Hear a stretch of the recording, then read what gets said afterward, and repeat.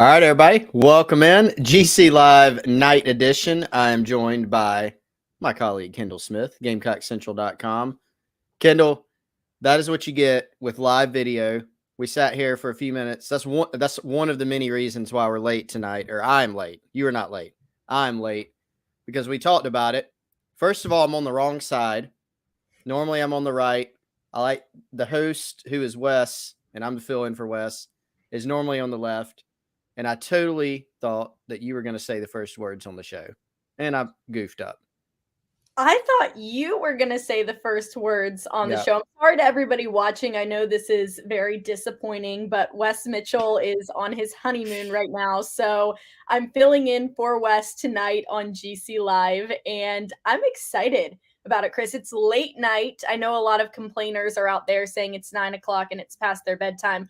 First of all, it is early. The night is young, ladies and gentlemen. So we have so much to get into on today's show, Chris. I mean, I don't even know where to start. There was a welcome home today.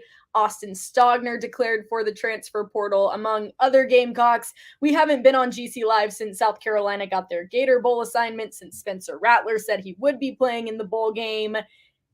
Literally everything happening in the world of South Carolina right now that could possibly be happening. Yeah, there's a ton going on. And apparently, Kendall, I don't know, our numbers are absolutely popping right now.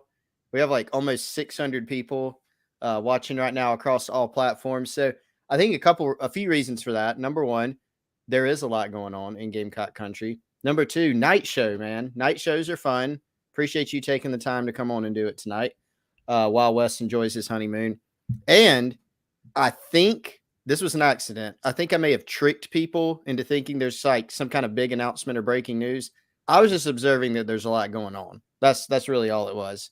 But don't tune out because we do have a lot to get to, a lot to discuss. Yeah, a lot to discuss. And I think we should just start it off by talking about the thing that everybody is talking about right now, which was that tweet from Shane Beamer just a couple of hours ago, that welcome home tweet, the second commit in the class of 2024. So as everybody knows, Dante Reno, he's a quarterback in the 24 class, is already committed to the Gamecocks. He's been committed since the summer. And then they had a recent decommit from Carson Hobbs, who flipped actually coincidentally to Notre Dame. And now this is the second official commitment as of right now. I think a lot of people want us to say who it is. They want us to come out here and reveal this information, always on Gamecock Central, no matter what. And this is the thing that you've always gone by, Chris, and Wes has always gone by. We won't reveal that information until the kid has the opportunity to do that themselves. But is there anything you can say about this, Chris? Yeah, I mean, and there are certain times where we may be able to like scoop, for lack of a better term, a commitment. We were able to do that like back in the day, Kendall. Like we could scoop commitments every now and then and find out. It's a lot harder to do that now because of social media. A lot of kids are making their own announcements, whether it's in person, obviously social media, Instagram, Twitter, video commitments, all these different types of things that happen nowadays. But yeah, with this one, I think there's going to be an announcement. And so there's a reason that it hasn't come out yet. And so we will hold that. But what I can tell Gamecock fans is, as Shane Beamer mentioned, 2024 class, you saw the hashtag like slogan that he used on the welcome home tweet.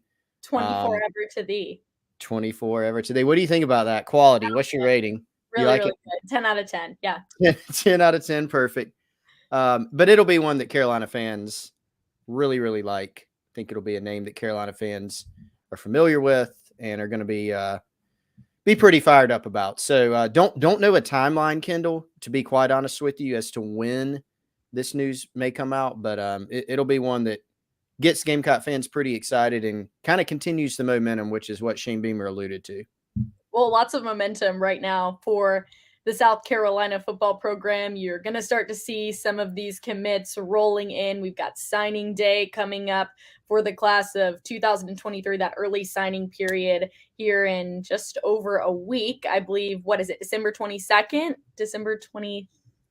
1st, December December 21st. 1st. A little bit later than last year. Last year it was in the teens at some point. So that's coming up. And then of course today, the official opportunity for athletes to declare for the transfer portal, which South Carolina saw several athletes today declare, one of those being Austin Stogner. But Chris, can you kind of go through that list for everybody watching right now as to who so far from South Carolina has put their name in the transfer portal?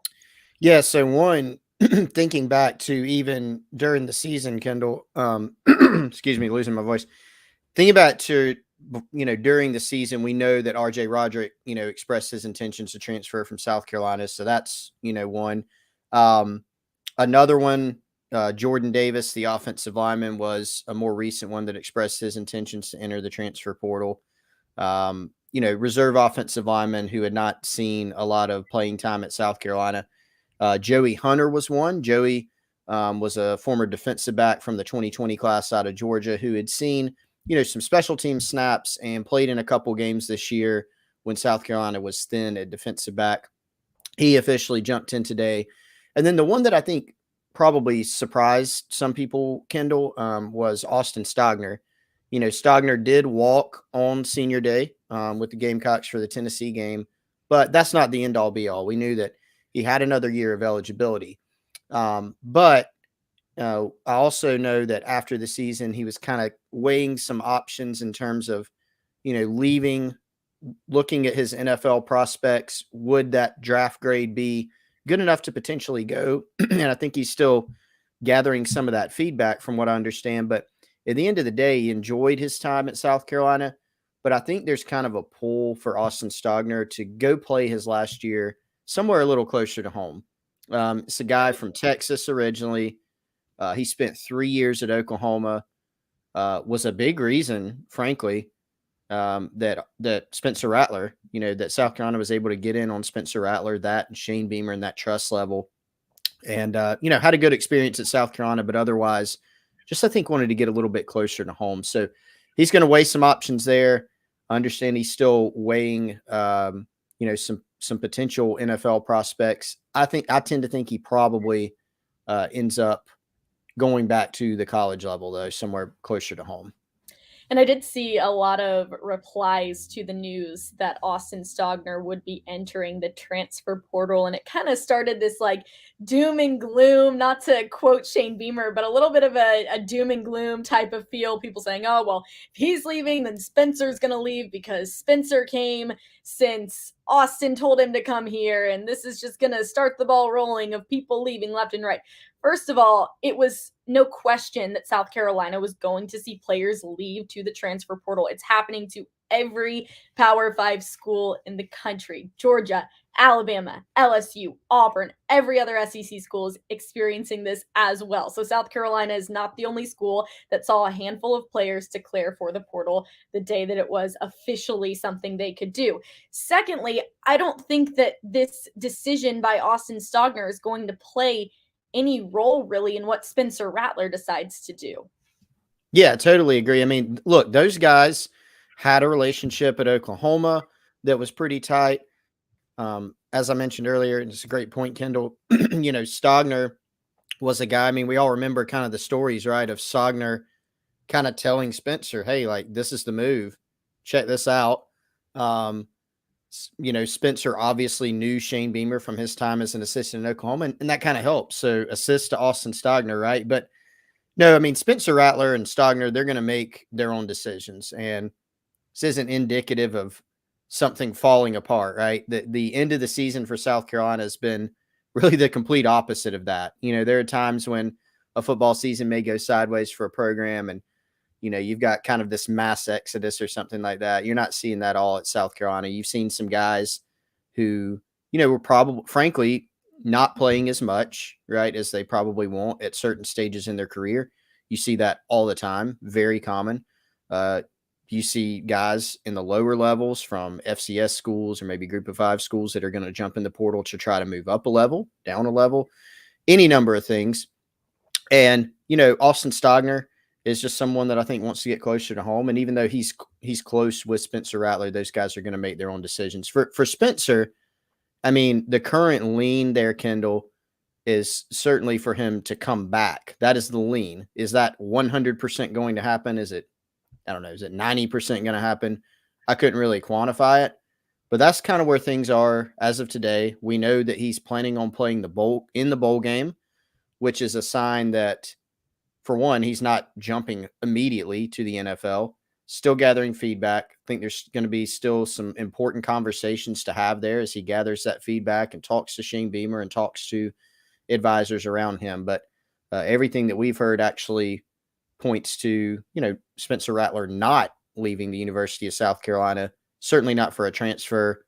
And it doesn't look like the NFL is as high of a chance after year one as we thought when he originally signed with South Carolina.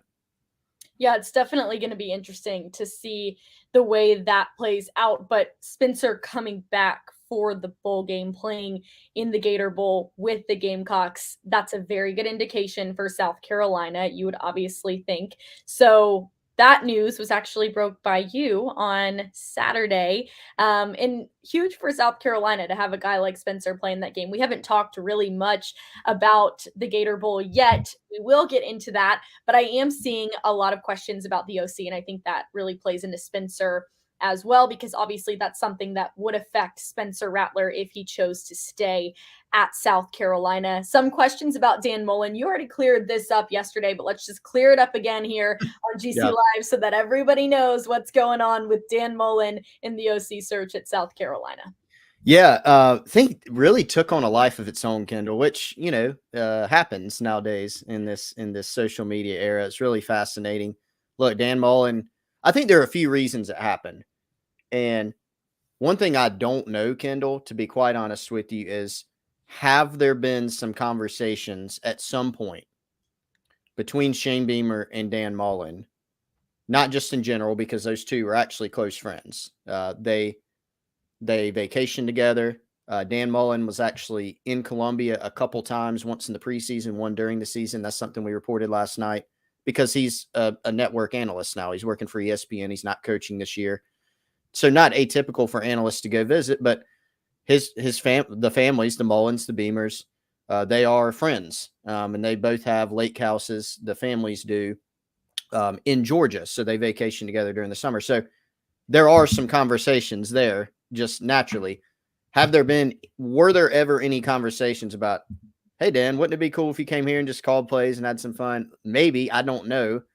That very well could have been the case. But what I do know is that Dan Mullen is not close to a deal to be the next OC at South Carolina. And in fact, I'm told that is not something that is going to happen. Why? I'm not sure. My guess is that Dan's probably happy on TV.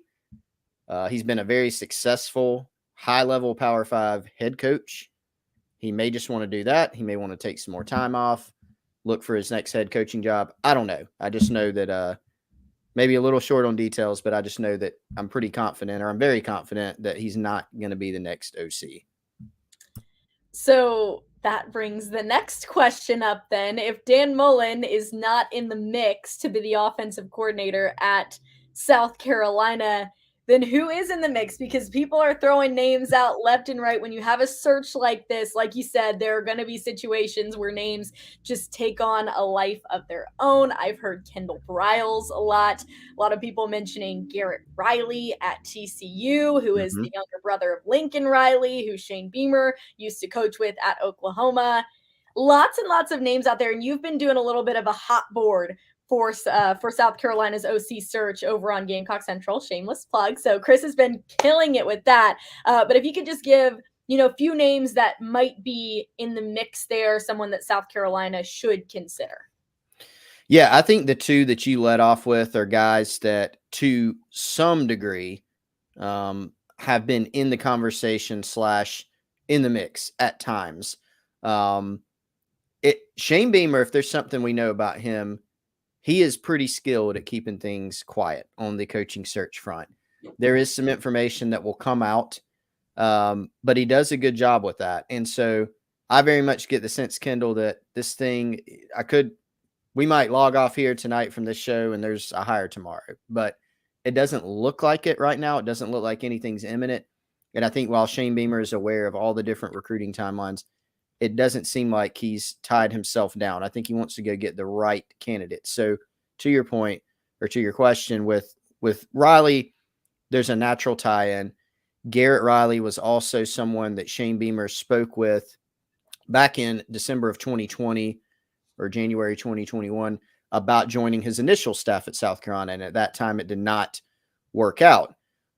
So there are plenty of ties there. Now, Garrett Riley's in a different place. Instead of at SMU, he's now at TCU.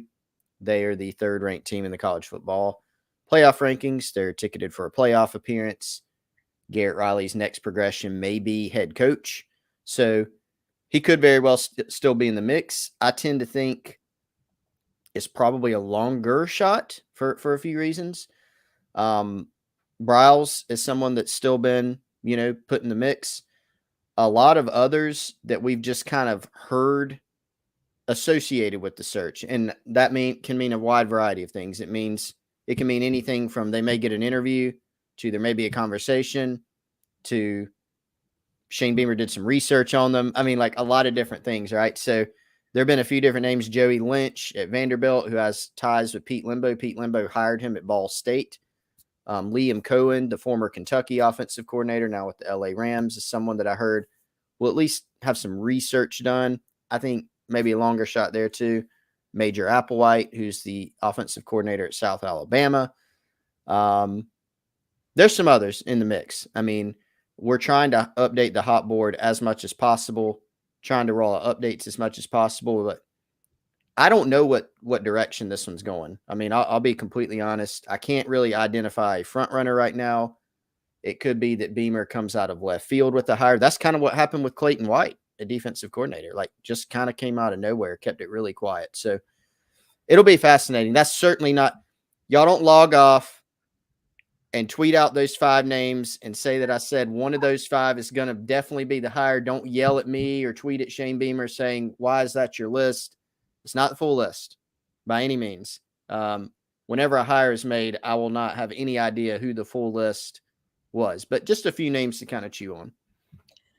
The people in the comments are just having themselves a time right now. I mean, I have to acknowledge this. The reason why my eyes keep going back and forth is because I'm reading comments and they are hilarious. Kendall smile if it's Dan Mullen, blink if it's Dan Mullen. Well, first of all, I blink all the time because it's natural. And secondly, I smile all the time because it's just natural. But we already said that Dan Mullen is not in the mix for offensive coordinator. Loud and clear. Y'all heard it loud and clear right here on GC Live. So that's on that. But back to kind of the OC search and how that ties into Spencer Rattler. Chris, how much do you think the OC decision might play into what Spencer Rattler decides to do? I mean, what Shane Beamer said yesterday during his press conference after the bowl game was announced is that he wasn't like feeling as if this was a decision that has to be made tomorrow or this week on the offensive coordinator. He didn't really give a specific timeline, but I think it's a process that he really wants to go through and make sure that this hire is a home run hire for South Carolina and not just rush it because he feels like he has to. Yeah, I mean, and that's what we were saying earlier, Kendall. Like there's a timeline that's pretty important, right? With some various things. I mean, you said earlier the early signing period, kicks off on the 21st. That's the day where high school prospects can sign early. Most of them tend to do that. In South Carolina's current class that they have committed, they'll have several guys sign then. And there are some other uncommitted targets that they're in the game with that are potentially going to be looking to sign early in December as well. You have, as you alluded to earlier, the transfer portal that opened up today. So is it, and you have your own roster, right? Spencer Rattler, Marshawn Lloyd, Jaheim Bell, guys like that.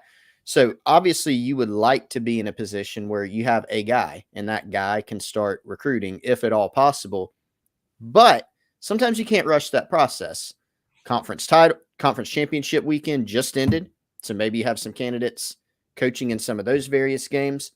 You got to have an opportunity to go sit down with some guys. You got to go through the process. So it's more important for the long term to get the right guy. It's also more important for the short term. I mean, even for your own players, you need to recruit them back to your own roster, but you want to make sure that for some guys, Spencer, I'm certain he's going to have some level of feedback. You're not going to hire who Spencer wants, but certainly somebody that he's comfortable with going into his final, very important year for him in South Carolina.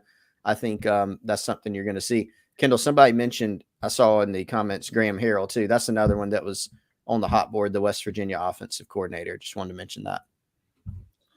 This is cracking me up. Everyone is just cracking me up in the comments. You guys are too funny.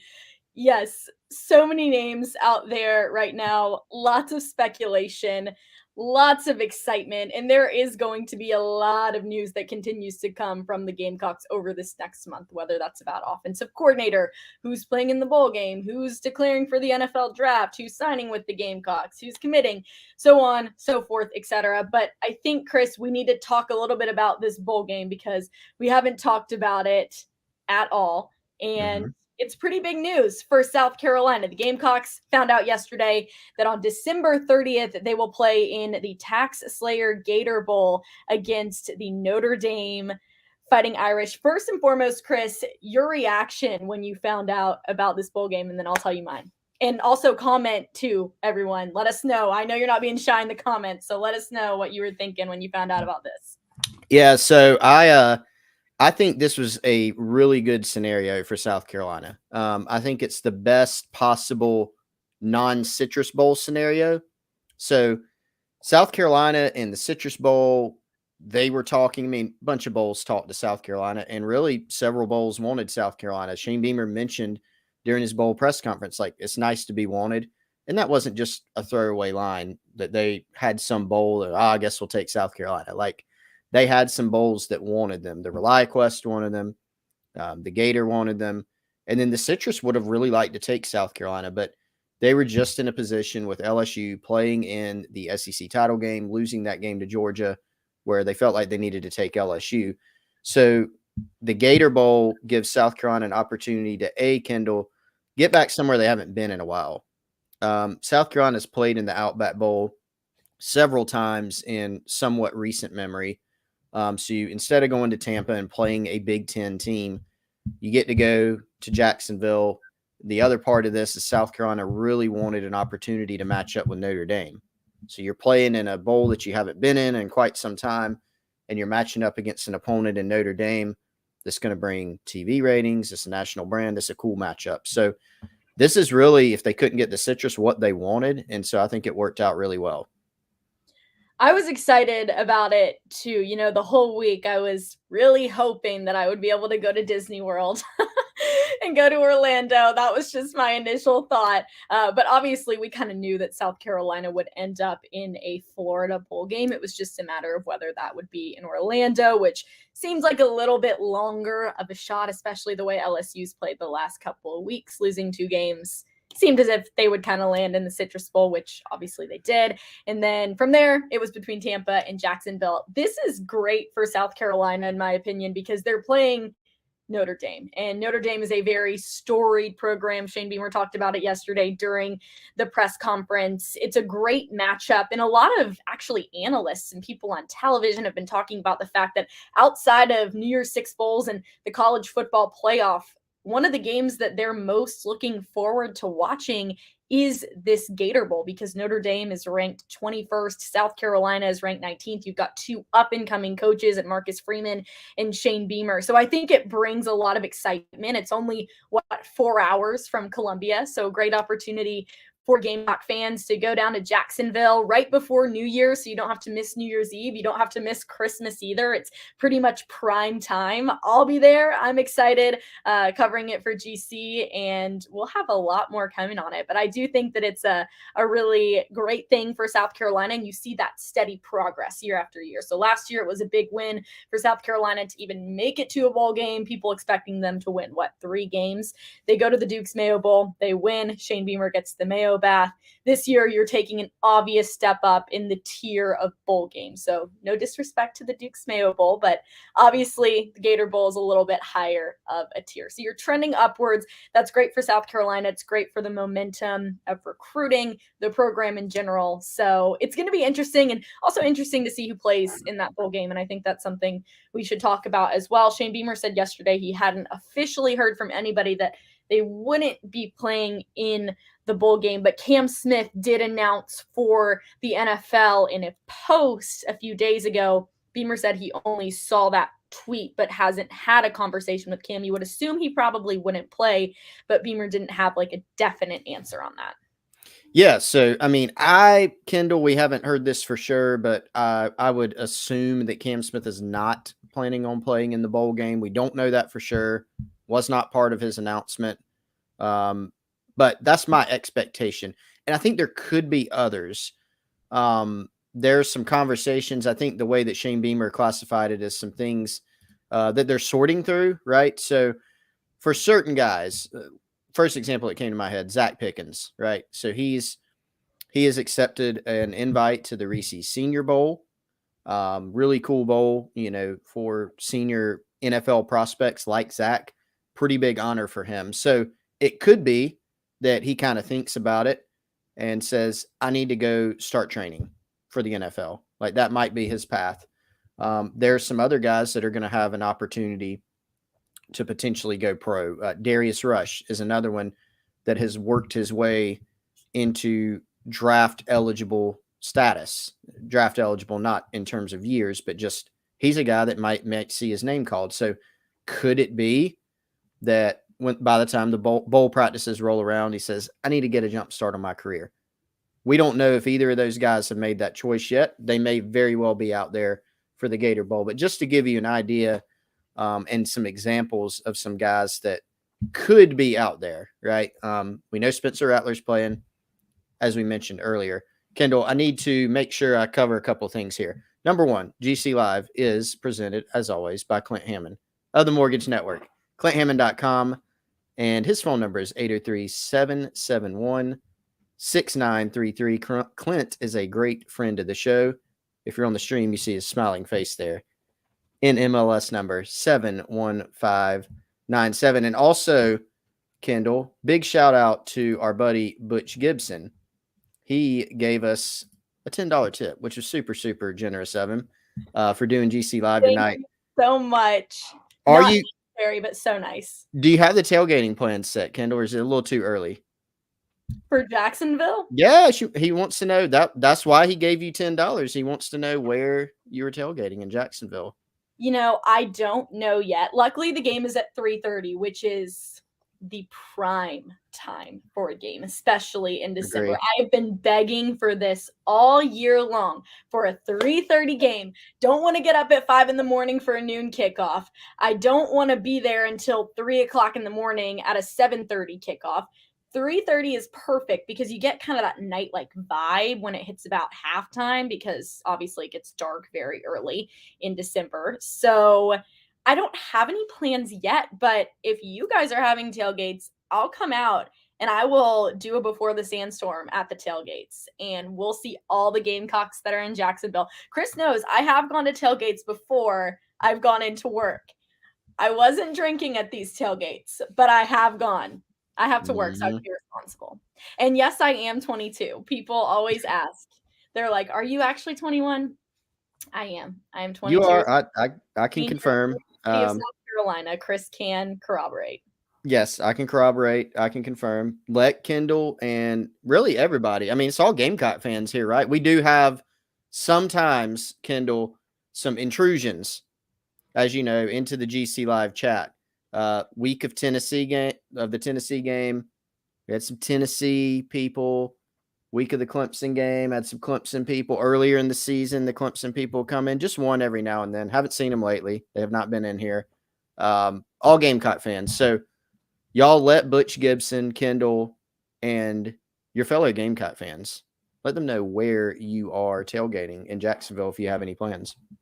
Yes, definitely let us know. It's going to be a ton of fun. And I know that there's a lot of fun in store for the players as well. They get there, several days before the bowl game, and they'll have the opportunity. I think in past years, they've gone to Busch Gardens, they do a night out. I think they've done a hospital visit. I did some research on what the Gator Bowl has done in the past, which is great. Last year at the Duke's Mayo Bowl, we went to the Charlotte Motor Speedway and got to ride in race cars, which was the scariest moment of my life. But I'll be vlogging all of it too. I love to do vlogs, take you guys behind the scenes and show you what it's like. So that'll be a fun time. But enough of me talking about all of the things that are happening in Jacksonville. I think another question that I've seen a couple of times is in reference to who's calling plays at the bowl game. This is something that Shane Beamer talked about yesterday as well. He said he probably won't even say who's going to be calling the plays. It was actually kind of funny. He was like, I don't want to seem like a jerk, but I probably wouldn't tell the media anyways who's calling the plays, because that could just, again, take on a whole life of its own. So I thought that was interesting. He said that yesterday, Chris. I don't know either, especially if Beamer doesn't know. Here is my thought, though. I would like Shane Beamer to call the plays. He said it's not ruled out. I know. So bear with me. You kill like 3 birds with 1 stone, because he mentioned that, hey, if we now look, here's the thing, like, he doesn't have a lot of guys on staff that has called plays, and you're not going to completely revamp your offense. Like, South Carolina's not going into the Gator Bowl and we're going, oh my gosh, what are all these plays? Like, it's going to look similar. And if you're a Gamecock fan or player or coach, you hope it looks similar to what you saw in terms of output against Clemson and Tennessee, which was a scale back playbook where the players are just kind of playing fast and free and going out there and producing, right? But he mentioned that maybe why he's not going to announce the play callers, you don't want people to go back and like look at tendencies or things like that. Shane Beamer has not been an OC, right? So you're gonna go back and look at what South Carolina's done this year and generally go off that. I also think there's not a clear-cut option on staff, because again, there's not like one guy where you say, oh yeah, that guy's got 20 years of play calling experience, give it to him.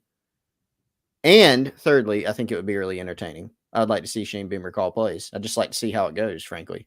And then he just like tells everybody at the end of the game, it was me Yeah. the whole time. Well, I think it would be cool to see like during the play, like, I guess we'll be able to figure it out, right? Because, or it might very well be like a collaborative thing, like, might say, hey, what you got for this play, or maybe one guy's like passing game coordinator, some guy's run game coordinator. You could go with something like that. That can get a little sticky at times if you want to go that route. But I feel like we might see Shane Beamer with a play sheet going blah, blah, blah, blah, like, and calling the plays. That would be pretty cool, though. It's definitely something to watch, especially as the bowl game draws closer. And it's kind of crazy. It's only 25 days away. I think it feels a lot further away than it actually is, but it'll be here right before we know it, which is very hard to believe. Chris, something back in the realm of recruiting that I want to ask you about. People are commenting, are you not going to talk about Stogner? We talked about Austin Stogner. We talked about all of that. So if you haven't been here since the beginning, be sure to rewatch, listen to the beginning, because we pretty much kicked off the show talking about Austin Stogner, transfer portal, welcome home tweets, all of that. So kind of back to the recruiting, because that early signing period is coming up. South Carolina with a ton of momentum right now. People were kind of thirsting for that welcome home tweet. Shane Beamer finally sent it today. Do you think we'll start to see these pick up maybe a little bit more as December rolls on and South Carolina, plays the bowl game, and then we head into the new year? Kendall, we have a little bit of breaking news. Sorry to cut you off. All this. Yep. So Jaheim, I'm sorry to cut you off and did not hear like the back half of your question, but we should talk about this.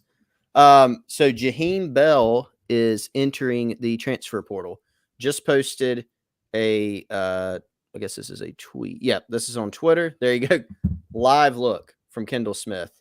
After it ends, after many discussions with my family, I've decided to enter the transfer portal to further continue my football career. So Yeah, Jaheim Bell entering the portal. He's someone, Kendall, where if you had kind of ranked the core guys for South Carolina,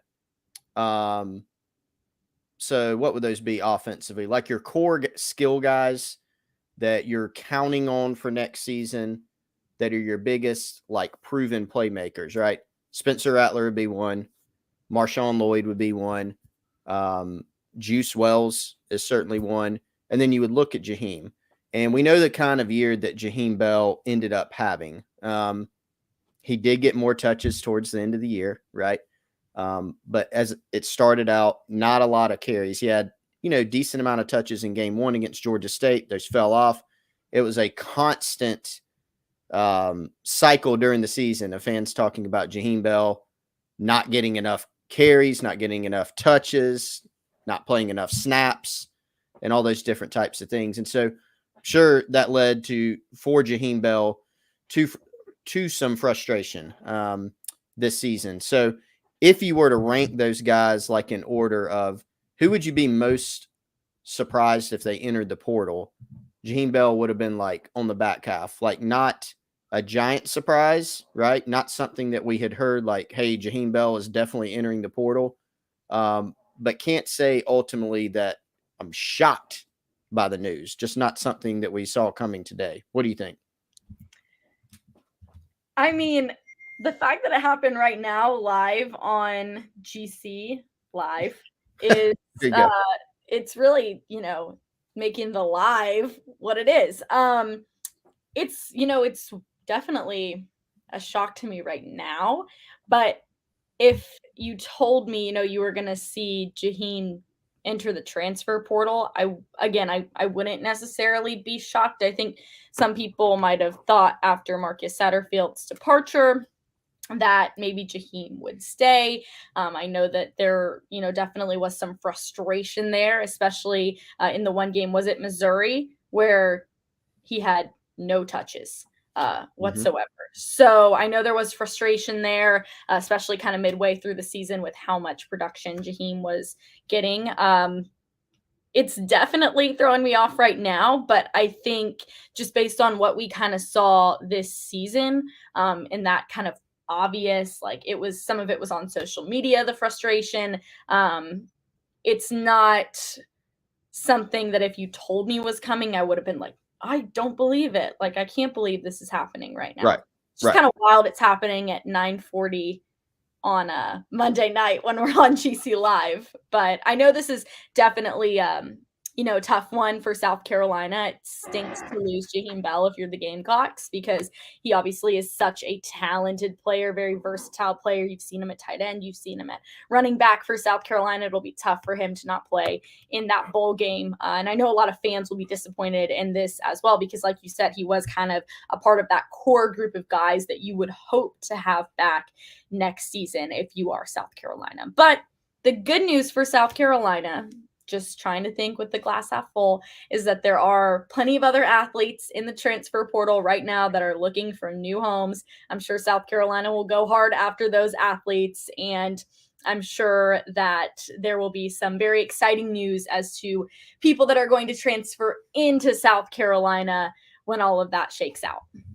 Yeah, and so now you look at the tight end picture, Kendall. Now we don't need to get into an argument with all the Gamecock fans about what Jaheim Bell is. Like, we could spend a lot of time on that. Is he a running back? Is he a tight end? Is he a slot? Is he a receiver? He's all those things, right? Wrapped kind of into one. He's less of a true inline tight end, especially if you look at how he's been used at South Carolina just in terms of his snap count. But here's what it does illustrate. Like, in the actual tight end room, so you don't have Nate Atkins after next season, who is a huge part of this team, especially with their success down the stretch. Special teams, tight end, catching the ball, blocking in the backfield. Jaheim Bell entering the portal, there were some comments about that doesn't mean he's definitely leaving. That is true. But I would tend to think it's very, very, very unlikely he's back at South Carolina, all things considered, now that he's entered the portal. And now you also don't have Austin Stogner, right? Because he's moving on. So now you've got your two kind of more inline tight ends, and you've also got Jaheim Bell, who's departing. And so that takes away some valuable guys, not only at tight end, but on special teams where those guys typically played. You've got Trey Kenyon on your roster, but I think this underscores that you're going to have to make some hay on the recruiting trail at the tight end position. You mentioned the portal, Kendall. CJ Dupree from Maryland is a guy, the University of Maryland is a guy that South Carolina's offered, and they're bringing in on an official visit, not this weekend, but next weekend. He's one to watch. You look at in this class, they're bringing in Cam Sandlin from Anniston, Alabama, who's an athlete who could play tight end. CJ Adams could be a tight end type out of Georgia, be like a wide back receiver / tight end. Nicholas Harbor, a 5-star, could play edge as a pass rusher and also tight end. He's more of like just an athlete that you can throw the football to at tight end. And then Reed McKeska, who's from Texas and is a Miami commitment, is another 2023 prospect at the tight end position that South Carolina's offered and has a good shot with. So all of a sudden now you knew you were losing Adkins, but now you don't have Stogner back, and now you don't have Jaheim Bell, who again is not a true tight end, right? But he is still a guy that's in that room and has played the position. So very interesting, very interesting tight end room now. Yeah, definitely an interesting scenario there. And, I think it begs the question, like, South Carolina is going to have to go after some tight ends in the transfer portal, but obviously they're in the process of recruiting players right now in the class of 2023. And one of those names that you just mentioned there is Nick Harbor, who is a 5-star athlete, so he can kind of play anywhere. He hasn't made a decision yet, but I have seen his name even before this Jaheim announcement came out, people asking about him. Chris, do you think there could be a timeline? I know that a lot of people, kind of estimating that he would probably sign maybe during that February signing period and make his decision there. And then the last, I think we talked about it was between Michigan, LSU, and South Carolina as maybe those 3 to kind of watch out for. But do you have any information on him as South Carolina tries to fill that void in the tight end room? Yeah. Nicholas Harbor is a guy that Shane Beamer has been recruiting since he was a high school freshman. Beamer originally got in on him when he was an assistant at Oklahoma. So a longstanding relationship there. As soon as he got the head job at Carolina, he immediately jumped on Harbor and has prioritized him. And South Carolina is really firmly in the game there. The 2 main schools to watch right now, Kendall, are Michigan and South Carolina. That's the 2 programs that he's made official visits to. He's looking, this is going to be a little bit of a longer recruitment. It may even be a February, the late signing day, the former big signing day, when Nicholas Harbor commits. That could change, but that's kind of what it looks like based on his current timeline. Michigan and South Carolina, they've been running pretty close together. Michigan has the academic and athletic appeal, the blend that really appeals to he and his family. South Carolina, he loves the relationship with Beamer, the location, the weather, SEC, the coaching staff. So both have some things that he really loves. But another round of official visits is coming this month. He's going to end up seeing Maryland. He's going to end up seeing LSU. And then Miami's now out. He is going to plan on taking an official visit to Georgia. So 3 more official visits set this month. That could always change the equation. But South Carolina hanging in there. The coaching staff is going to see him the maximum amount of times possible. You get 6 contact period visits per prospect in this contact period. And then Shane Beamer, I would anticipate, Kendall, will save his 1 in-home with Nicholas Harbor until much later in the process, given the timeline.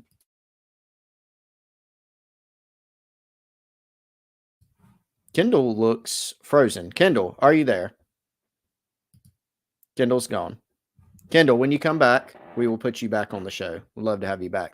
All right. So, y'all, I know some people have asked. There she is. Hi. Sorry. Hi. College living Wi-Fi, especially when it's pouring here in Columbia. Go ahead with what you were saying. Sorry, Chris. No, I was just going to bring up Jaheim Bell. And some people are asking like where he may go. I don't know yet. Obviously, when a guy jumps in the portal, that kind of opens things up. As we know, NIL is now a big player in high school recruiting, junior college recruiting. Transfer portal kind of is what it is, right? So, one, I think, place to start, again, this is, I don't want to say rumor mill stuff. It's just stuff that makes sense. Maybe watch out for Florida. There's some ties there.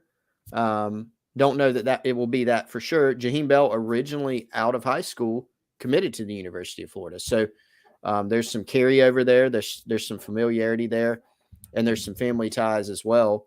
That may be a school to watch. There might be, or probably will be, multiple others as well. So we'll see what happens with Jaheim Bell. All right, sorry, Kendall. Carry on. Go ahead. No. That's completely fair. Obviously, when we came on to this show, and sometimes we know about things, obviously, before they happen as reporters. For me, I had no idea this was happening. It's not like we did this GC Live knowing that Jaheim Bell was going to announce tonight that he was entering the transfer portal. So it's coming as a shock.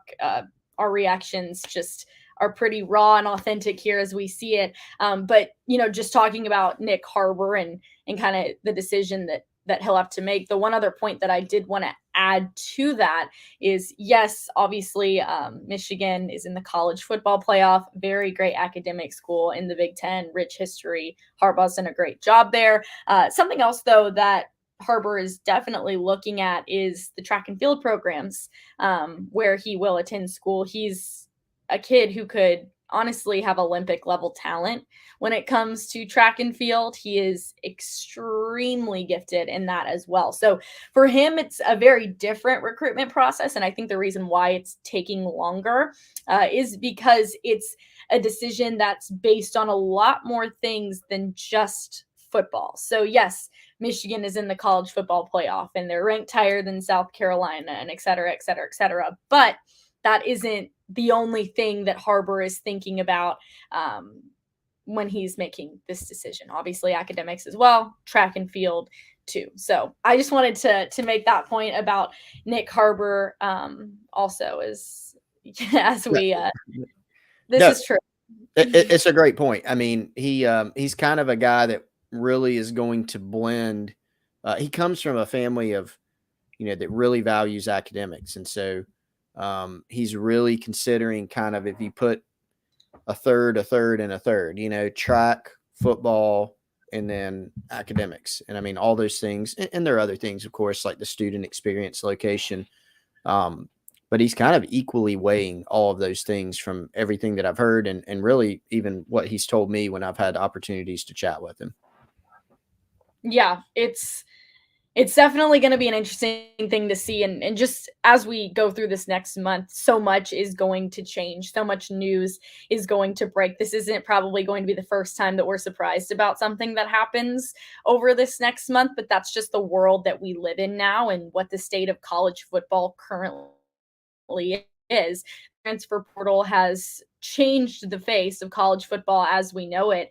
And over the next, few weeks, we're going to see a lot of changes. As you start off, it's hard when you see names like Jaheim Bell enter the portal and Austin Stogner enter the portal, but then you start to kind of see the effects of how the portal can be beneficial for South Carolina. Obviously, South Carolina would not have Spencer Rattler if it wasn't for the transfer portal. So it starts off tough in some ways because you will lose names that you've grown to love, you've become familiar with, and that have been great assets to the program. But then you pick people up in the portal that are also going to be great assets for the program.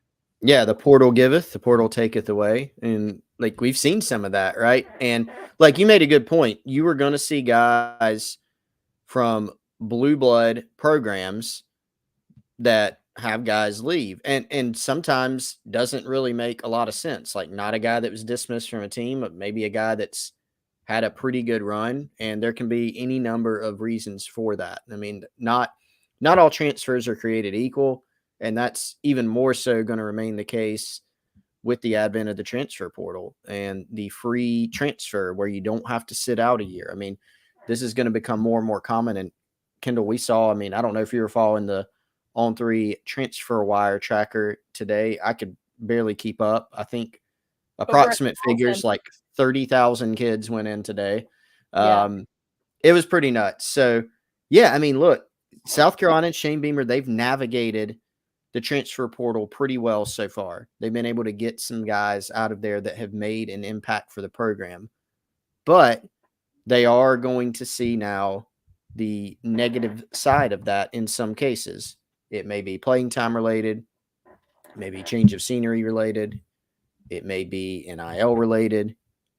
This is just where it's at. And so look, the product on the field is still, to me, it's just still just as enjoyable. But it does add another layer of intrigue and interest, like in the off season, because of how it is now. Yeah, you say the transfer portal giveth, the transfer portal taketh, and it taketh away our sleep at Gamecock Central because, like you said, today has been nothing short of crazy. Yesterday was nothing short of crazy. The month of December is going to be nothing short of crazy when you just talk about all of the things that are to happen. Mm-hmm. It's going to be a wild time for sure. You've been through this a lot longer than I have, but just in your experience of watching the way that college football has morphed into what it is today, Chris, like how different is covering this era of college football than what it was 5 years ago? Ooh, it's a lot different. And it's even more different than like 10 years ago. Like that's the even bigger difference. And I'm aging myself now. But I mean, seriously, like when I started covering college football and recruiting, you could like get an interview with a prospect and you may be the only reporter that got an interview with that prospect.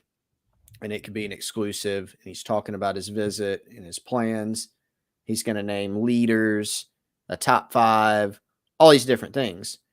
Well, now there are, when a guy takes, if a guy takes a round of official visits to 5 SEC programs, like each of those weekends, he's going to have 30 reporters call him. And he's going to have coaches from that school and 30 other schools DMing him and texting him and calling him while he's on the visit and after the visit. And so it's harder to like talk to kids, number one. It's harder to get info directly from them.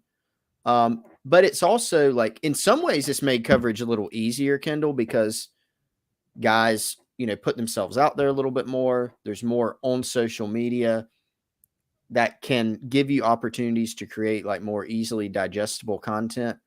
But I think there is still a big segment of fans that likes message boards and like inside info and things like that, and not just a story that is based on like a tweet, which we do sometimes because that is what people want to see.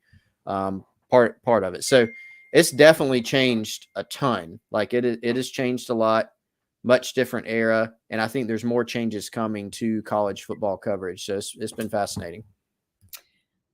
It's obviously for me, like I have only been covering South Carolina for a few years now.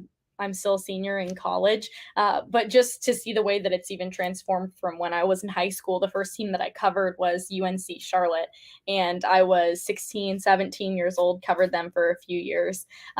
So different now than what it was then, which is unbelievable. But I think, as we start to hit this hour mark, I want to ask you, Chris, if there's anything that you want to touch on, anything that you want to tell the listeners, tell the fans. You guys maybe hit us up with a couple questions and let us know if there's anything that you specifically want answered that we didn't answer. To go over it, we've already talked about Dan Mullen. We've already talked about Austin Stogner. We've talked about the welcome home tweet. We've talked about the transfer portal. We've talked about the Gator Bowl. We've talked about the OC search. We've talked about Spencer Rattler. We've talked about who's going to be calling plays at the game. We've talked about Jaheim Bell transferring, and we've talked about Nicholas Harbor.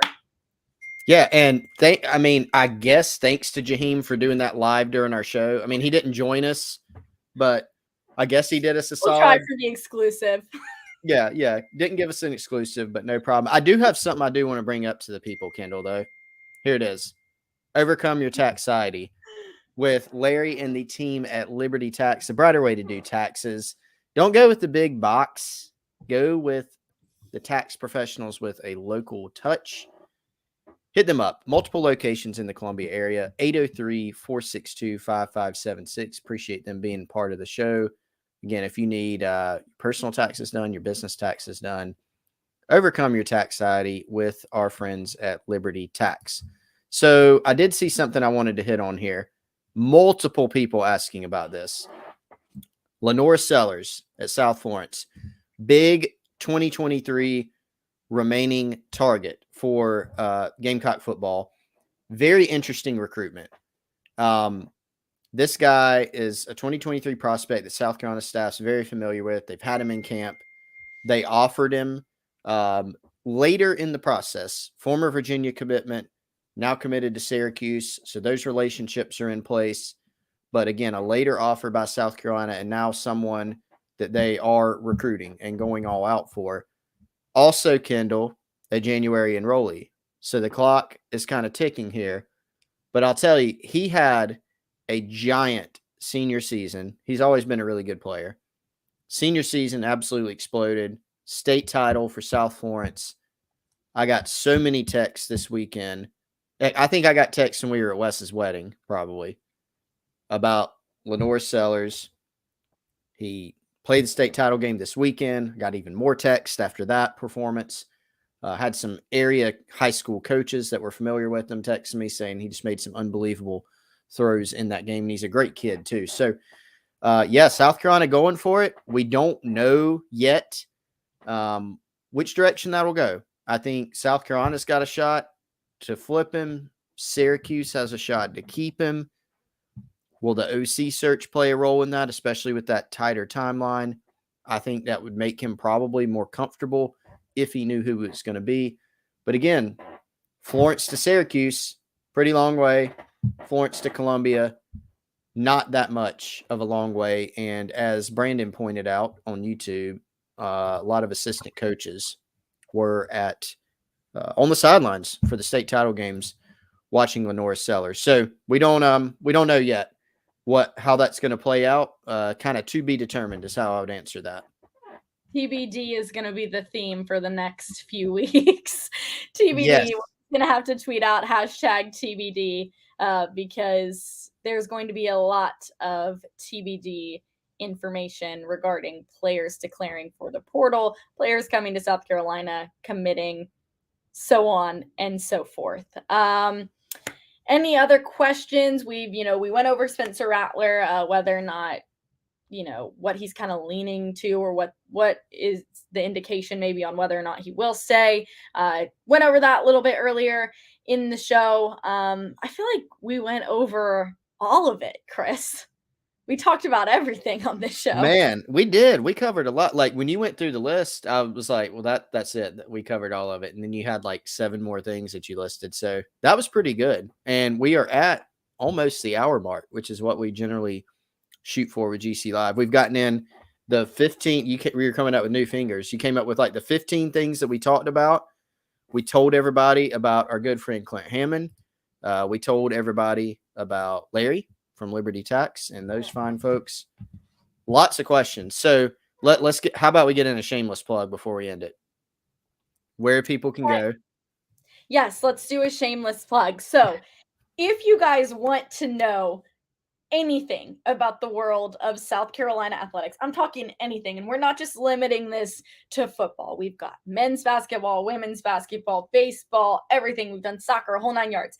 You need to head over to GamecockCentral.com right now and subscribe. I promise it is worth every penny. Early Christmas present for somebody you love in your life. We're doing a special right now, I believe, so it's discounted, even cheaper. I don't even know exactly what the special is, but do you, Chris? I do.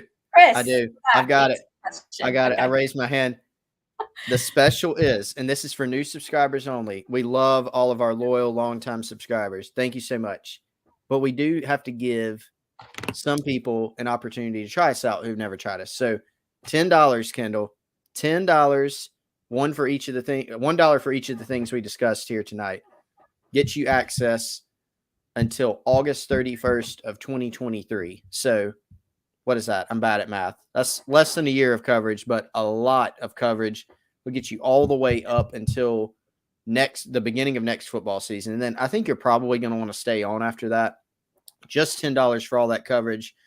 That'll get you through the 45-day transfer portal window. Kendall, I hope we all survive that. It'll get you through early signing day. It'll get you through late signing day. It'll get you through the OC search. It'll get you through spring football, summer recruiting, all sorts of stuff. So it's an awesome deal. Go check it out, GamecockCentral.com. Yeah, definitely do it. That's just like what, $10 one trip to Chick-fil-A, like.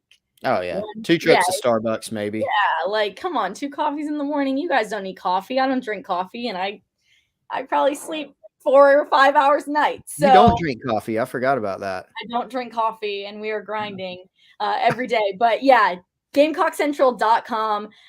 Also, all of our social medias at Gamecock Central, Twitter, TikTok, Instagram, Facebook, the whole 9 yards. I will say I enjoyed the night GC Live. Let us know what you think of the night GC Live.